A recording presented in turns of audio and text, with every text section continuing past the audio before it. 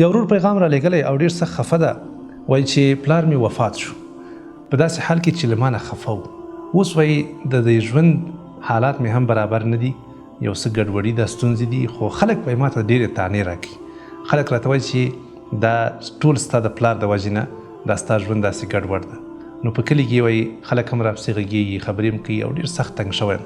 نو اول خو له الله جل جلاله نه دعا غواړو چې د خلکو ته الله هدایت وکړي او تر څو دا خلک د نورو خلکو په کارونو کې مداخله ونه کړي. دا خو ژوند ده، په هر چا باندې سخت حالات هم راځي او ښه حالات هم راځي. موږ تاسو ولې باید خلکو ته طعنې ورکړو؟ دا ښه حالات راوستونکی او یا د حالاتو بدلونکی دا خو هغه لوی رب ده. دا څوک چې طعنې ورکوي که د دوی حالت خراب شي نو څه به کوي بیا؟ نو بیا به افسوس او حسرت ته ناست دي. دوی خو څه ذمواري نه ده اخیستې که نه، او نه چېرته چا مکمله ورنټي ورکړې ده د ژوند چې ستاسو ژوند به هر وخت برابر وي او جوړ وي او په تاسې باندې به هېڅ کوم غم او تکلیف نه راځي. نو الله دې خلکو ته هدایت وکړي تر څو خپل ژوند ته، خپلو اخلاقو ته، خپل فکر ته توجه وکړي او د نورو خلکو دا ژوند پرېږدي. موږ متاسفانه خپل ځان رانه هیر وي خو د نورو خلکو غم وړي یو. نو له الله نه دعا غواړو چې اول د خلکو ته الله هدایت وکړي تر څو ستا په ژوند کې مداخله ونه کړي او تا ونه ځوروي.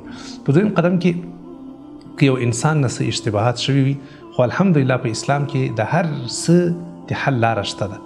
چې پلار وفات شوی ده بس اوس وفات شوی ده، موږ نشو کولی چې هغه بیا را ژوندی کړو او بیا له هغه نه موږ بخښنه وغواړو، دا امکان نه لري. خو الحمدلله په اسلام کې د حل لاره شته ده، هغه دا ده چې انسان باید توبه وباسي. که یو څوک، یو زوی چې پلار یې ترنه خفه وفات شوی وي، بس اوس خو تللي دي، اوس خو شوي دي که نه، یو څه چې وشو بس وشو، بیا ورته غم نه ده پکار. څه کول پکار دي؟ انسان باید توبه وباسي، الله جل جلاله ته په رښتیا سره رجوع وکړي. څه چې کړي د پلار په حق کې نو باید له الله نه بخښنه وغواړي. الله خو ژوندی ده الحمدلله، الله من جل جلاله باندې خو مرګ پرېږده، خوب هم نور باندې راځي. نو له الله نه انسان باید بخښنه وغواړي او نیک عمل وکړي. یقینا چې الله جل جلاله به هم ترې ناراضي شي او د قیامت په ورځ باندې به الله دغه پلار هم له دې زوی ناراضي کړي، ځکه الله جل جلاله په هر څه باندې قدرت لري. په قرآن شریف کې الله جل جلاله فرمایي وإني لغفار لمن تاب وآمن وعمل صالحا ثم اهتدى. الله فرمایي چې څوک توبه وباسي او بیا سم شي، د دې آیت مفهوم دا ده چې په سمه لاره باندې روان وي او بیا ظلم او زیاتی او بې انصافي نه کوي، څوک نه خفه کوي، په صحیح توګه باندې په دې دنیا کې ژوند کوي، نو یقینا الله جل جلاله په تاکید سره دا خبره کړې چې زه به هغه ته بخښنه کوم. نو الله به درته بخښنه وکړي، الله به هم راضي شي او ستا پلار به هم الله جل جلاله راضي کړي. نو ته ولې تشویش کې، ولې غمجن یې؟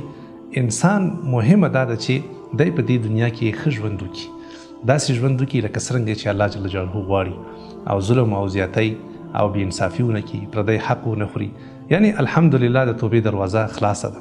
تر اوسه پورې موږ تاسو ته مرګ نه ده راغلی چې په موږ تاسو باندې د توبې دروازه را بنده شي. نو الحمدلله د توبې دروازه چې خلاصه ده، ولې باید تشویش وکړو؟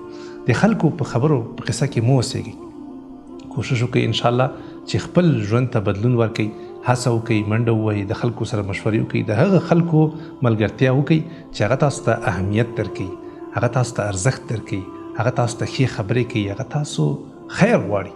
او داسې خلک چې تاسو پسې له آخره خبرې کوي یا تاسو په ښې وایي یا تاسو خفه کوي، اصلا د داسې خلکو سره اړیکې مه ساتئ.